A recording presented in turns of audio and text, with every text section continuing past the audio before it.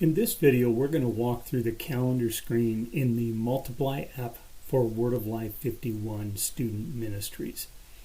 The calendar screen really is an extremely helpful and powerful tool for you if you think about just your weekly youth group meeting, having those details and student information all in one place. So as you can see, I'm here at the dashboard, the home screen. I'm going to go to the bottom middle where it shows the calendar. And then you'll notice in the calendar, anything that is in bold red. So you'll notice the 29th and the 5th, and if I navigate a bit here, every Wednesday, the 2nd, the 9th, the 16th, the 23rd, and the 30th are all dates that if I touch on those dates, you notice, oh, I've got a lesson title there, I've got a lesson title there. But if I touch on a date that is not bolded, even these ones that are not bolded in red, notice the 6th is bolded, that has a custom title. But I want to just go to the 30th. What that allows you to do, first of all, is to look at your calendar at a glance and know when you've got something on the calendar. But then you'll notice that it has the title that I want to go into here to demonstrate is something worth talking about. So I'm going to touch on that. And then you'll notice what it does is it takes me into what I call a youth group screen. And what I'm going to do here, you notice at the top it has the lesson title, which we saw in the calendar. But underneath that here's the purpose statement for the lesson. And then you'll see a rundown of that evening's meetings. And by the way, this all, if you go to the web app, you can set up your whole teaching schedule for the year, a month, multiple months. You can set up a standard meeting and have all of this set up automatically. And then at the touch of the pencil in the top, which I'll show you in just a second, you can edit these at any time. And this is where it connects to reminders and allows you to set reminders to set you a quick email like mine. I set up 5 days ahead of time at 12 noon so that I'll know, for instance, John Collins is doing the icebreaker 5 days before the date of the 30th. I'll receive a reminder saying, hey, don't forget to be ready for the icebreaker. And then you'll notice it also shows special notes that we might have, as we were planning that meeting, I would have the notes there as well, and then a list of students. Now, because I am a leader, a key leader in this group, I have access to see all the students, but I want to set this up so that I am going to be doing the boys 7th and 8th grade. And now you see this is what a small group leader would see. They would see a list of their students, everything going on relating to the lesson. So they essentially have in one screen everything you need for that night. Now, if you're an administrator or a key leader and you want to make changes to the meeting, Nicola Gray calls in and Nicola is not able to be there tonight, you can touch the pencil in the top right corner.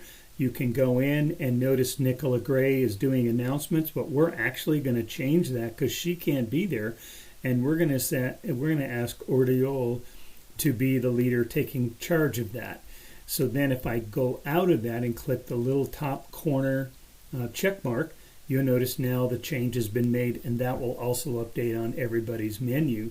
So as everybody comes into the meeting on the night of, and you can do this at any time, of course, everybody will be updated and know what's going on. Notice also that I have any announcements. This day we're saying we need to make sure that we announce the CAN Drive due date. You can obviously put anything in there, but these are just reminders that everybody in the group and your leadership team would see. Then you notice my students, so that is my small group. This would be the 7th and 8th grade boys group, and I've got each of the guys, and you'll notice on the far right a little checkbox. This is where I can do attendance, and I'm just going to do that right now. I'm going to check everybody who is there, and Jim isn't there, but I've got these guys. Now this is now updating the creative discipleship attendance element and just the general attendance for the people that are there. If I want to go into Joe's specific information, all I do is touch on the little person there, and I've got all of Joe's information here that I need. I can quickly reference all of that. You can see I didn't do a good job with Joe. So I'm going to go back in. Let's see what Sam's information looks like. See if I did it better. Okay, there you go. Sam actually has a lot more information in his menu. I see that. I don't have anything there. Maybe I want to update his cause circle, and maybe I want to get into the discipleship stuff for him tonight. And you'll notice if I go in here, you'll notice that on the final one, 9:30, which is the date we're in, notice that he actually was there because I just checked him in attendance. If he brought a friend tonight, I could do that. But let's say that he actually shared the gospel this week. I can quickly go in, and he taught to Wendy, and that was this week. So I'm just going to give it this day's date, and that's done. And then all I do is I just go back out, and I'm done. So it's very quickly I can go in, I can come back out to enter information on any specific student. And let's say that Carter Jones has something that he shared with me that I want to remember. I can go in here, and I need to remember to pray Wednesday.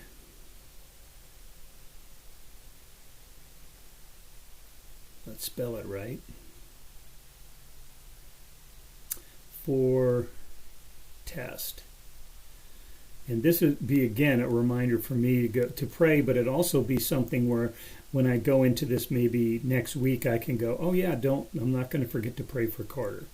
So that's the scanning of the screen, but you'll also notice down at the bottom, you've got lesson outline and then small group guide. Now with every one of the lessons in the curriculum, we have an outline for students, which is, you'll notice here we've got the lesson outline, and this is our standard reader. So up in the top right, you can see I can make this bigger or smaller, depending on what my preference is. And then in the student handout, we would have had a PowerPoint going along with this and fill in the blanks. I have all of that detail in case students didn't get the details filled in while we were doing the lesson in some of the top or the testimony, born again, and redeemed are those are definitions of terms. And now you'll notice small group. This is, so you're in small group, you know what's going on in the lesson, you get with your guys or girls, and now you're going into this, and this is the small group leader question. So we just studied the lesson, but now the question is, what did you write on your testimony worksheet? And there's, notice in parentheses underneath each of the questions is some discussion comments for the small group leader. And the idea here is not that you necessarily use every one of these every week, because sometimes you just don't have time. Sometimes you might want to go deeper on one of the questions.